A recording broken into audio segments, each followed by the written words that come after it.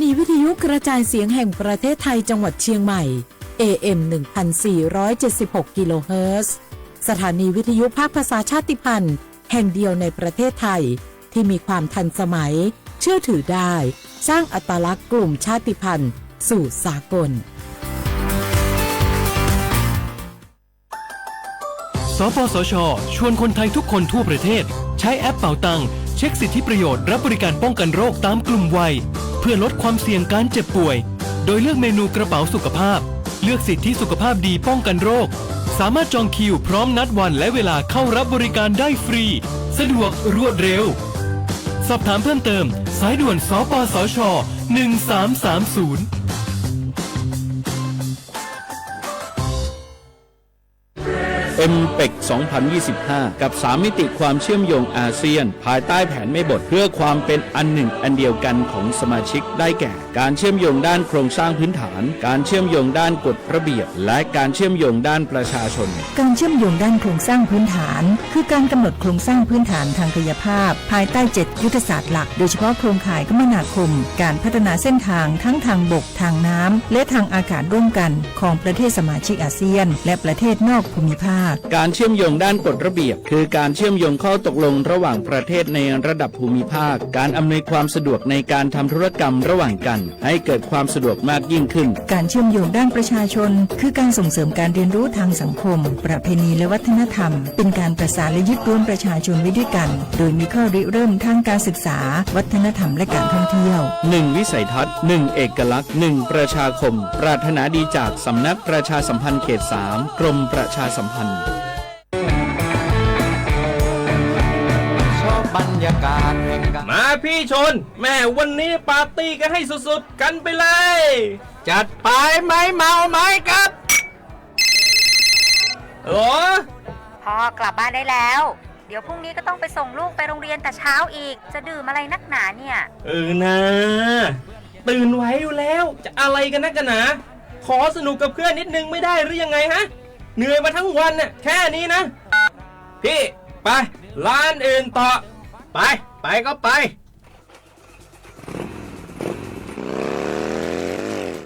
เฮ้ยพี่ทำไมรถคันนี้มันขับช้าอย่างเลยเนี่ยแซงไปเถอะแซงเลยแซงไฟแดงอ่ะฝ่าไปเลยพี่ตรงนี้มันไม่มีกล้องไม่โดนจับชัวร์เอาวะไปก็ไปเฮ้ยพี่ระวังรถ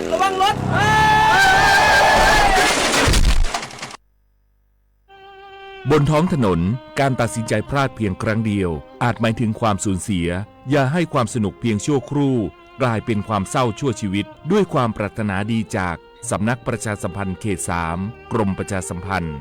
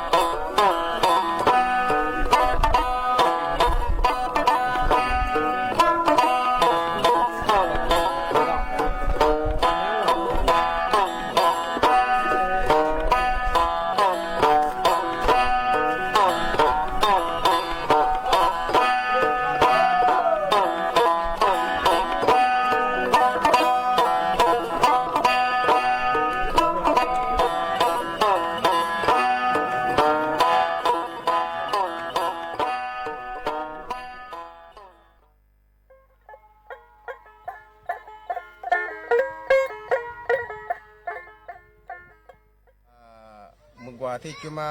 อันหยานะฮู้สูแต่ดังไงฉันรักเธอเธอได้ยินไหมมาว่าอันหยาก็บุบงอ่ะที่กว่ามังอ่ะ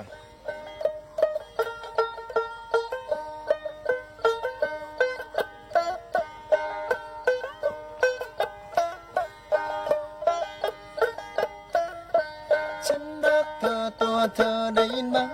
เธอได้ยินไหมว่าฉันนั้นรักเธอฉันรักเธอนะไม่มีวันตายไม่เป็นไรฉันยังรอเธออยู่คนหักตัวเก่าได้ยินบ่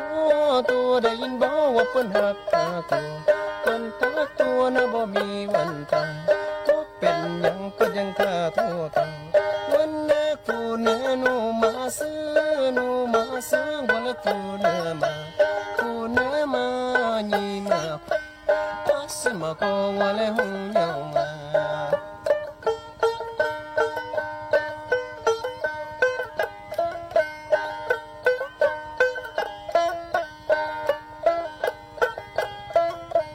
ฉันรักเธอตัวเธอได้ยินไหมเธอได้ยินไหมว่าฉันนั้นรักเธอฉันรักเธอนะไม่มีวันตายไม่เป็นไรฉันยังรอเธออยู่ตัวเก่าได้ยินบ่ตัวได้ยินบ่ว่าเพิ่นหักตาตัวเพิ่นตักตัวนะบ่มีวันตายบ่เป็นหยังเพิ่นยังฆ่าตัวเก่าวันแม่คู่แน่หนูมาซื้อวันแม่คู่แน่มาညီမฟังอาสมะกองว่าแล้วหูยองมา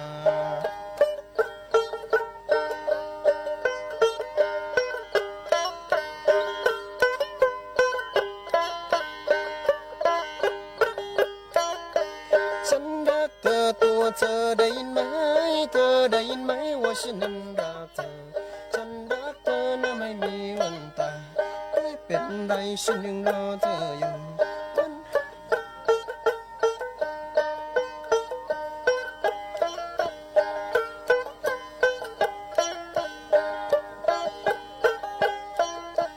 ฉันรักเธอตัวเธอได้ยินไหม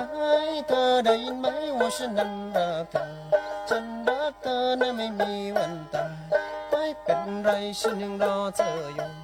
วันแรกผู้เดินหนูมาซื้อวันแรกผู้เดินมาညီมฟัง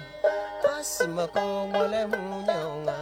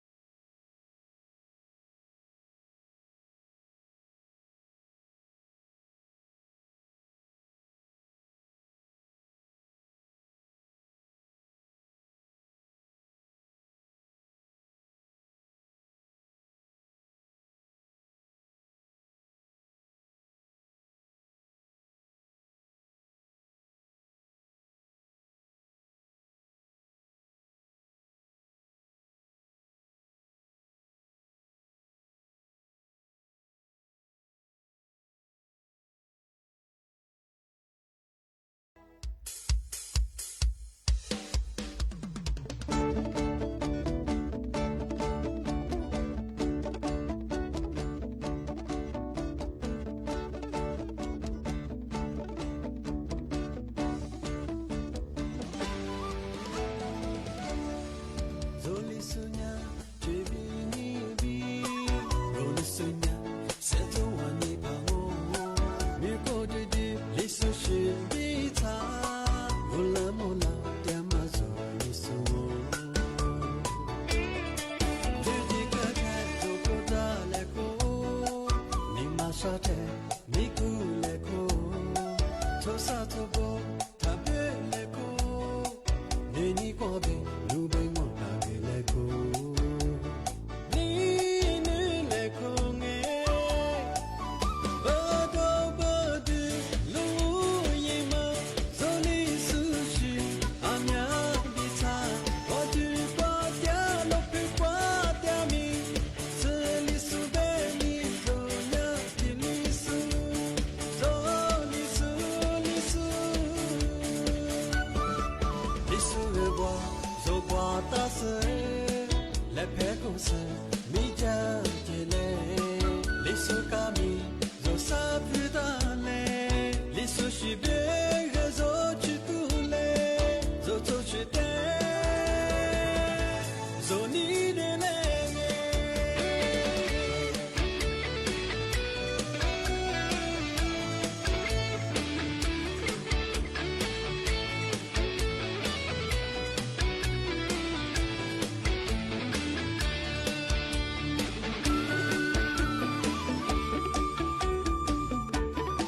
zo li sunya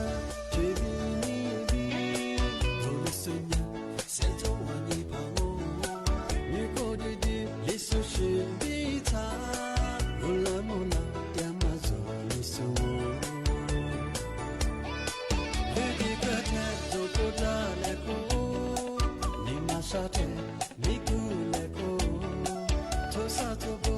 ta be le ko ni ni ko be lu be mo ta be le ko ni ni le ko me ba do ba de lu yi ma zo ni su shi a nya bi ta wa ju pa tia lo pe kwa tia mi se li su be ni zo nya ti ni su zo li su li su li su le bo zo kwa ta se le pe ko se mi ja je le li su ka mi zo sa pu da le li su shi be ge zo chi tu le zo zo chi de zo ni ne le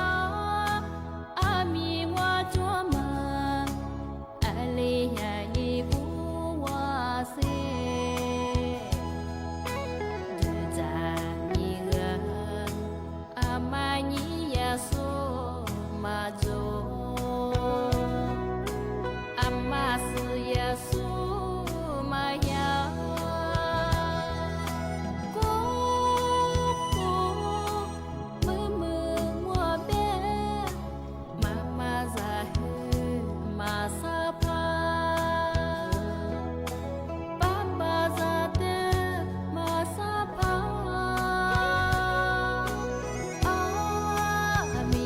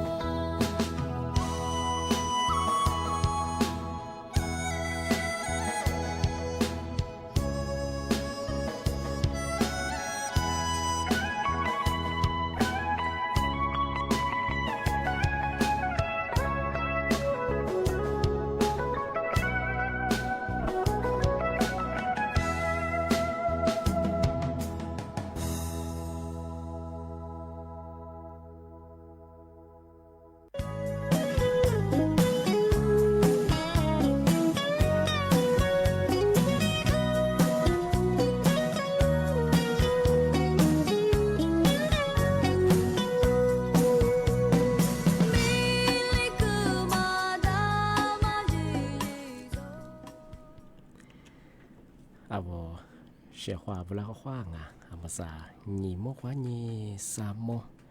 啊我历史我都知道话ไปแล้วไง啊我写话他啊วิทยุ话你นั่นน่าจะสู้อันนี้ถ้าว่า Facebook 话你啊นั่นน่าสู้โมสุดาเขาว่างงอ่ะเอารายการลิสุงประกาศกุบทาจิ้มใหม่งาสถานีวิทยุกระจายเสียงแห่งประเทศไทยจังหวัดเชียงใหม่เอาวิทยุโดยเฉพาะเคยยีระบบยา AM กะยีความถี่เคยติดตัวลิยาชิดสุดโฉกว่าโดยจะที่ทาวระบบไลฟ์สดบางไงยี่เพลงก็คือสวทเชียงใหม่งะ AM 1476กิโลเฮิรตซ์กะในแนที่คว้าทีมล้อที่คว้างในแนก็คือชมมุขวานี7โมทีมล้อก็คือหนีมุขวานี3โมงทีนี้มาคือหนีขวาด้วยนาทีนี้ขวานีหนังเนี่ยสมตัวฝรั่งงไงช่วงงานเอาวิทยุไม่คืองานสมมติก็ได้ว่าญาติจุ่มมึงไงเอากว่าปีว่าวิทยุพันธุ์ดาวก็คือยี่ระบบยา AM ไงกว่า FM ไงAM ถึงก็ยายี่ถูกมาสืบก็คือที่ตัวลิฮาชิดชูหัวกันที่โจเนี่ยคือตัวหลังในแนบในเนี่ยชมมุขวานี7โมที่โมเราเนี่ยคือหนีมุขวานี3โมที่นี่มาคือที่หนีขวาด้วยว่าว่ารัฐบาลยิ่งหวยด้วยถึงมันเองกันอะไรที่มาคือรัฐบาลยิ่งหวยเพราะด้วยเนี่ยคือเอารายการลิซุงที่โมเราเนี่ยคือหนีมุขวานีหนีมุกเกิดศาสตร์ด้วยศาสนาที่ไงเดี๋ยวรัฐบาลยิ่งหวยด้วยถึงมันง่ะอันนี้ก็คือหนีมุกเกิดขวานีลีมุกก็คือยาว่าถ่ายทอดสดยังไงที่เอากิมแบนสถานรัฐบาลไงยายุ่งหุ่นด้วยก็คือวิทยุที่ประกาศอย่างง่ะนี่ไม่ถึงยังงอเป็นยาเอาลิซูบางมันจะคือที่หานี่ซื้อที่ยังไงนี่ไม่ถึงยังมาคือเหมียวนี่ยิ่งขบก็คือนี่โต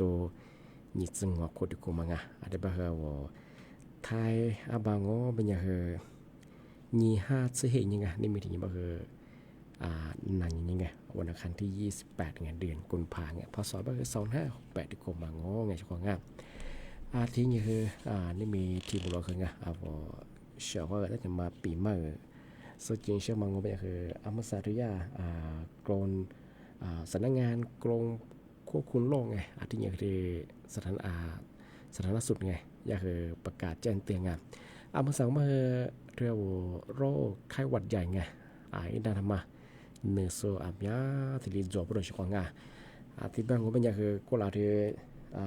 ซึ่งวันนี้คุณเนี่ยบางคนเป็นคือไข้หวัดใหญ่มาไงเนื้อโซเป็นอย่างคือกูมึงที่ตัวหนีเฮียซัดเสียวที่เล่นเนื้อใช่ไงที่มาคือสันหนาที่ห้องไงยี่ไข้หวัดหนึ่งเนื้อโซไงที่นี่คือถือยาบ้าคือไข้หวัดใหญ่ไงเนื้อโซเชื่อคนละไม่เคยยังคือกูว่าที่เดียวเชื่อคนละบ้างที่บ้านงเป็นยังคือยาสำนักงานกรมควบคุมโรคเจดีบ่าหอสาธารณสุขไงยาในในยังมันยังคือไงมาก็เดือดมาคือแต่กว่าเชื่อดูแลสุขภาพเยอะบ้างคือเยอะๆไม่เคยไงแหลแพงอีสมจินลาบังกว่าคือไงที่ความเป็นรับคือไงแหลแพงเลยมีคือสู้ความชัดสึงที่นี่คือว่าสิจะคือไงมันจะก็จะคือแหลแพงสู้ชัดสึงว่ายี่แอลกอฮอล์นี่แต่พงยิงที่นี่คือเจลล้างมือตรงอีสมยังก็เป็นคือภาษาโดยยังไงกว่ายี่เจลมันก็คือว่าแอลกอฮอล์ก็ถือยิ่งถูกที่ว่ามันกว่าแหลแพงกับที่ดูก็เสด็จมาคือแต่จะรับไปถึงบางอย่างคือที่เล่นในฝรั่งที่ว่าปีว่ายี่5วันตรงลบตับดิซีตรงที่ใช้ปากกาเบียงก็เป็นอย่างว่าบันไดเลื่อนไงส่วนบันไดอัตโนมัติไงจะว่าไงว่าจะไปคือแหลแพงวันชีไปคืองอที่ตัวใหญ่ไปคืองอเห็นว่าคือเนี่ยเราโซเชียลมีอะไรไงที่ไปคือแหลแพงคือมันนั่งว่าตลอดที่เรียกควาดสื่อไปเฉยๆไงที่นี่คือเห็นความเป็นแล้วก็คือแหลแพงสื่อนี่ความเชื่อไงที่นี่คือสิ่งที่คือแหลแพงก็ที่ใช้สื่อไปเฉยๆไงมันคือที่มาที่ในฝรั่งที่นี่คือเราชมอย่างว่าลัดโซเมียกว่าลัดโซเจกว่าพยังโอเป็นยังไงที่กัจกรรมเมียดงที่นี่ถนนคนเดินที่นี่เที่ยวคุยยาแบงลัดโซเมียก็พยังก็คือบาลานยาวนักการนะมาแต่ขอโทษละ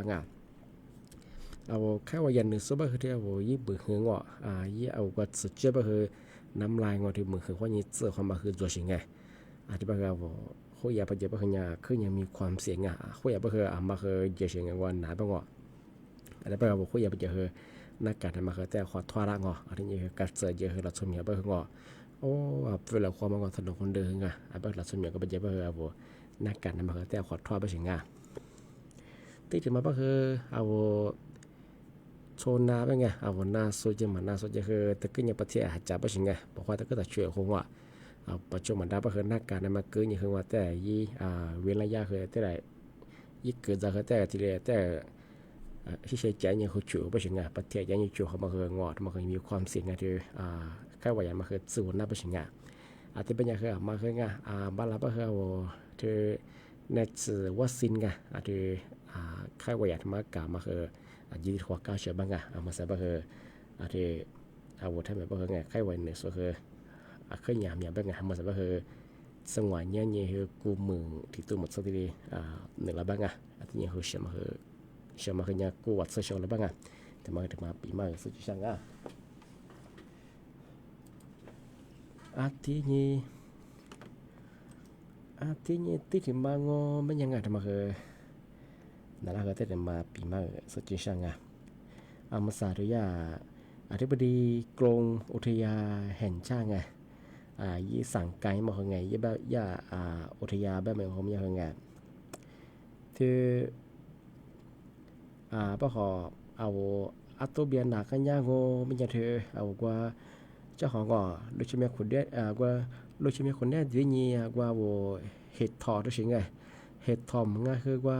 ผัดหวานไงว่าโวอัตุเบียนนักย่างโง่ผิงชีความใจบ้างไงมาเกิดดีบ่ดงถ้าดีไม่ใช่ไงสมัยเกิดดีดงที่ยาอธิบดีกรมอุทยานแห่งชาติทะเลสารไกลไม่ใช่ไงยังบ่คือว่าดูยังไม่ยังยังไงคือยกเว้นไงว่าก็ละเธอยาเจ้าหน้าที่ได้ไงยีจอสูงว่าอัตุเบียยีจอสูงที่ชื่อได้ก็ดีบ่ดงada bah pihwa so magedi bah nga avo fa funge nga so magedi ha kudiye nga be fa bah so phanya mulanya he ดันนึงคดีที่ลียาบรุงธรรมขยาอธิบดีกรมอุทยานแห่งชาติอุทยานแห่งชาติตีโซยาสภาธรรมะอย่างที่ประกาศแต่ว่าอัตุชนกันยาbahเจ้าขยาเฮ็ดทอดดุเจอหรือว่าบิเชียวข้อจะเจอหรือว่าผัดหวานที่สิงตัวbahยี่ข้อจะbahมาคือ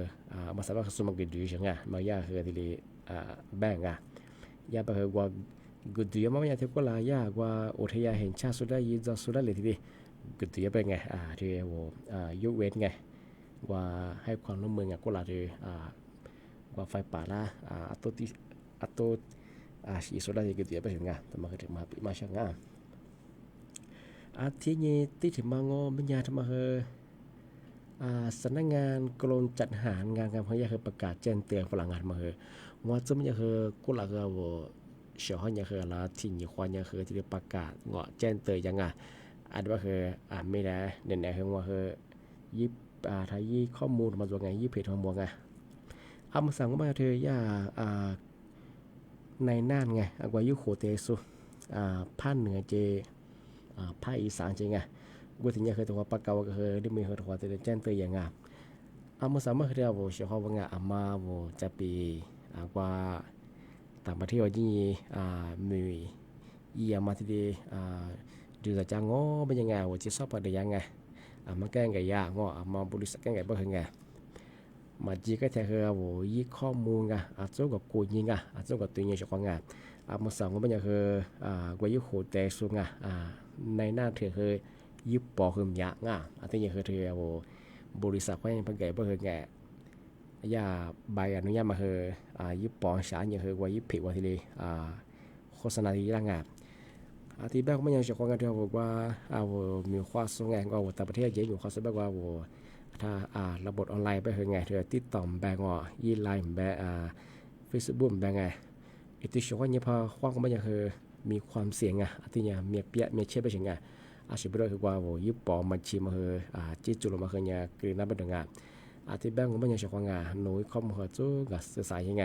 หนุ่ยข้อมูลตัวเนี่ยคือตู้ ฟ้าเชี่ยงมันยังไงเอายิ่งยี่มาจำเบอร์งอที่เนี่ยว่าทำเรื่องเอกสารทางดีว่าชิงงานที่จังหวัดบ่เคยกรมจัดหางานในฝรั่งบ่เคยงานปีว่าโนบริษัทอันมากาพาแก่บ่เคยทยาใบอนุญาตไงจัดกรมจัดหางานว่านี่คืออีใบอนุญาตมาเคยจัวไปถึงไงพอมาจัวไปจะคืออริยะคือไงยี่ปองทยากลุ่มวิชาชีงอาจจะมีปีว่านาที่เกิดมาฟ้าเชมันได้เจ็บบ่เคยงานว่ายี่ข้อมูลไงเธอว่ามาใส่บ่เคยแต่ละจังหวัดไงสำนักงานกรมจัดหางานจัวงานบ่เคยวันยี่ติดต่อสอบถามมาเยอะๆครับแล้วในไหนนั่งในบริษัทมาเคยจัวทำมาเคยจุดทะเบียนได้ไม่ยังไงแต่มาเคยที่ยาในไหนอย่าบ้างงานอาจจะไม่เคยใช้ของงานมาเอาต่างประเทศอย่าบ้างงานมาใกล้ๆคือ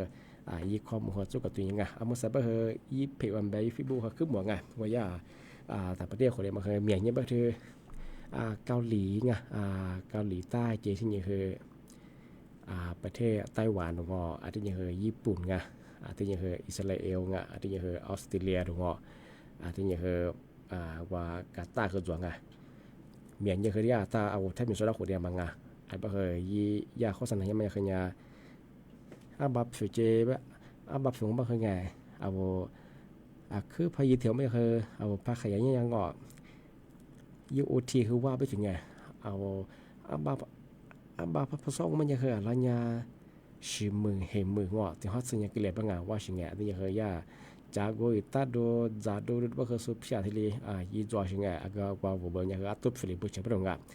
ที่ยังเคยติดกับตัวบ้านเนื้อแล้วคนเตรียมมาให้ผมโจเฮชิมาโกงอ่ะปีว่ายี่ตัวคือบิงว่าคือไงว่ายี่ยิบก็คือทีแสแบบว่าอ่ะทีแสแบบนี้ได้ยี่มิซาละทีมเมืองวัดตัวยี่มิซาเบอร์อะไรแบบไง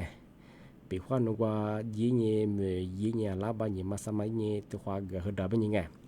เวทีมาคือจัวช่องงานอาจจะว่าวันที่เกิดตัวคือต่างประเทศว่าจีนใช่ป่ะคือไงฝุ่นจุบ่คือสุดละกับห้องวะสุดละกับชิงอ่ะอาทิตย์นี้คือเกิดสู้จัวงากันเนี่ยป่ะคือผู้บ่มาจามาถึงเบื่อมาคือเกิดกันเนี่ยคือจีเจอไปเห็นยี่เป็นอะไรแบบยี่หัวเตะสุดละคือติดต่อเมืองว่ะไอ้ที่มาคือจัวงาช่องงานนี้แต่ก็เราคือไทยยี่ข่าวคือมาตัวเราเธอเอาบุทำอยู่สู้คืออะไรยี่เฮียกว่าสัวมาคือว่าแต่ประเทศมีไม่ยังไงเยอะไงบางอย่างพวกเพียบเบอร์เล่าไงก็คือว่ายี่หัวเตียวส่วนใหญ่คือนี่มันคือว่าสนามบินว่าไงนี่คือ3 ทุ่มยังครับยี่ตัวยี่ซื้อไปไงที่ตีได้ยังไงก็คือส่วนภาคอีสานจะส่วนแบ่งว่าจะภาคกลางจะส่วนภาคใต้จะส่วนไงว่ายี่ละว่ายี่บริษัทกันเกิดส่วนไงพวกไงมาคือร้านยี่ว่าสนามบินมอไปยังไงการเนี่ยก็คือ3 ทุ่มเป็นอะไรบางอย่างย่าพาสปอร์ตยี่บอกว่าแต่ยังไงยี่ตัวก็บินซุยใช่ไงการเนี่ยแบบซื้อกับกูยี่แบบอาจจะมาโจไปใช่ไงข้อมูลบางอย่างการเนี่ยแบบย่าเลี้ยงโอ้วันนี้สอนแล้วบางอย่างมาเลี้ยงวันนี้โดนหลอกอยู่ไปใช่ไงส่วนเวลากู้ไปยังไงการเนี่ยก็ย่าดีกว่าสอบพ่อไงที่สุวรรณภูมิไงตัวคนที่ว่ายี่ย่าที่ได้แจ้งความแล้วใช่ไงยี่ยังหวัดส่วนบางอย่างยี่เฟื่อยี่มูลค่าเป็นยังไงอะไรเนี่ยเสือล้างมาสติเดียวกันเลยไปใช่ไงอาทิตย์แรกมันยังชอบงานมาสักว่าลิซูคือต่างประเทศยิสุคือมีอย่างอาทิตย์แรกคือมาแกงกันคืออะไรกว่าข้อนี้ต่อจะคือไงวิข้อมูลตัวที่ดีสื่อสารยังชอบงานมาคือถึงมาปีมาช่างงานอาทิตย์แรกยังมาสักคือชอบได้คือมากกว่าแต่ว่ากระนังแต่มากกว่านักการสุปขวาแต่ว่าชุดขวางชอบว่าถ้าวิธีนั้นจะสูงไหลส่วนที่สุดก็คือพอคว้างงงาสวัสดีค่ะงานเจ้าของงานมาในกวนใจเย็นนั่นจะบ่คือทักทายฟลาเจียง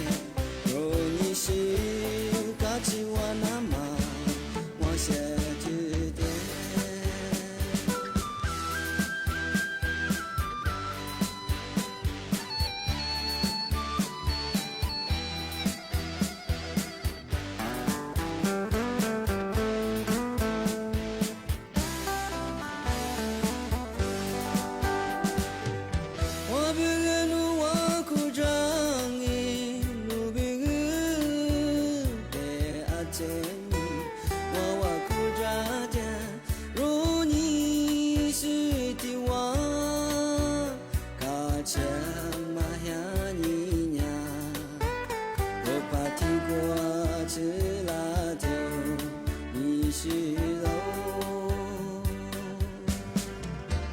一路我的路的，我路不是路的你，我做嘛与你爱的，不提若令我看我，你别提路的，可那么我你，阿姐咪。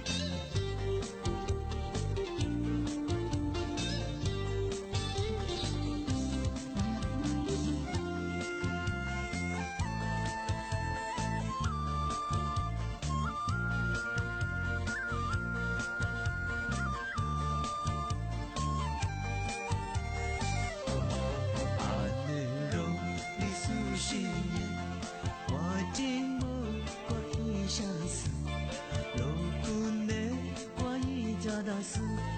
我寂寞我冷冷的，我寂寞我没气有，独自那边那是，体育我路你你马上，阿门罗你苏醒了，阿雷提你挂在手里。路边我的夜色，路边我是你手，是你走。